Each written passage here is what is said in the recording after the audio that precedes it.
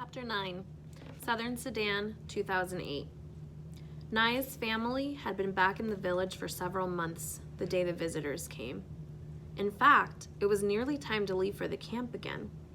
As the jeep drove up, most of the children ran to meet it. Shy about meeting strangers, Naya hung back. Two men emerged from the jeep.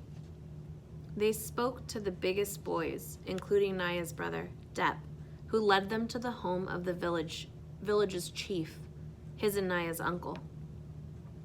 The chief came out of his house to greet the visitors. They sat in the shade of the house with some of the other village men and drank tea together and talked for a while. "What are they talking about?" Naya asked Dep. "Something about water," Dep replied. "Water? The nearest water was the pond, of course, half a morning's walk away. Anyone could have told them that." Southern Sudan, 1985. Salva had never seen anything like the desert. Around his village, Lunarik, enough grass and shrubs grew to feed the grazing cattle. There were even trees. But here in the desert, nothing green could survive except tiny evergreen acacia bushes, which somehow endured the long winter months with almost no water. Uncle said it would take 3 days to cross the Akobo. Salva's shoes stood no chance against the hot, stony desert ground. The soles, made from rubber tire treads, had already been reduced to shreds held together with a little leather and a great deal of hope. After only a few minutes, Salva had to kick off the flapping shreds and continue barefoot. The first day in the desert felt like the longest day Salva had ever lived through. The sun was relentless and eternal. It was neither wisp of cloud nor whiff of breeze for relief. Each minute of walking in that arid heat felt like an hour. Even breathing became an effort. Every breath Salva took seemed to drain strength rather than restore it.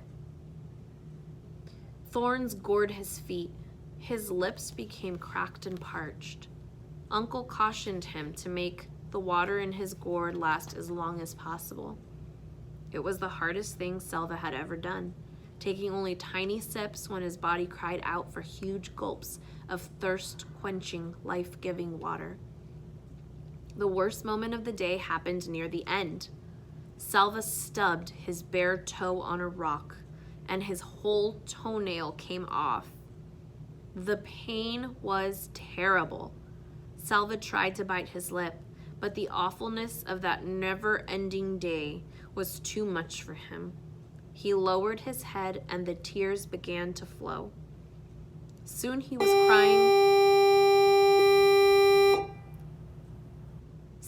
crying so hard that he could hardly get his breath. He could not think. He could barely see. He had to slow down, and for the first time on the long journey, he began to lag behind the group. Stumbling about blindly, he did not notice the group drawing farther and farther ahead of him. As if by magic, Uncle was suddenly at his side. "Salva Mawin Dut Arik," he said, using Salva's full name loud and clear. Salva lifted his head, the sobs interrupted by surprise. "Do you see that group of bushes?" Uncle said, pointing. "You need only to walk as far as those bushes. Can you do that, Salva Mawin Dut Arik?" Salva wiped his eyes with the back of his hand. He could see the bushes. They did not look too far away. Uncle reached into his bag. He took out a tamarind and handed it to Salva. Chewing on the sour, juicy fruit made Salva feel a little better. When they reached the bushes, Uncle pointed out a clump of rocks up ahead and told Salva to walk as far as the rocks. After that, a lone acacia. Another clump of rocks, a spot bare of everything except sand. Uncle continued in this way for the rest of the walk. Each time, he spoke to Salva using his full name. Each time, Salva would think of his family and his village and he was somehow able to keep his wounded feet moving forward, one painful step at a time. At last, the sun was reluctantly forced from the sky. A blessing of darkness fell across the desert, and it was time to rest. The next day was a precise copy of the one before. The sun and the heat, and worst of all, to Salva's mind, a landscape that was utterly unchanged.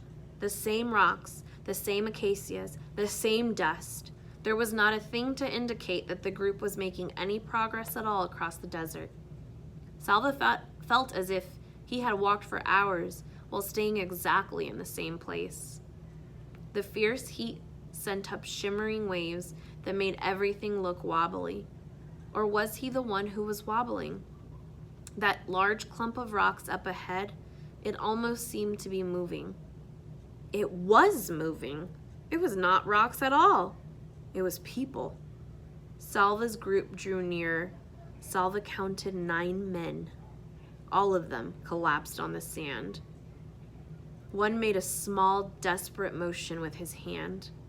Another tried to raise his head but fell back again.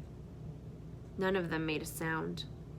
As Salva watched, he realized that 5 of the men were completely motionless. One of the women in Salva's group pushed forward and knelt down. She opened her container of water. "What are you doing?" a man called. "You cannot save them." The woman did not answer. When she looked up, Salva could see tears in her eyes. She shook her head, then poured a little water onto a cloth and began to wet the lips of one of the men on the sand. Salva looked at the hollow eyes and cracked lips of the men lying on the hot sand, and his own mouth felt so dry that he nearly choked when he tried to swallow. "If you give them your water, you will not have enough for yourself," the same voice shouted. "It is useless. They will die, and you will die with them." Chapter 9.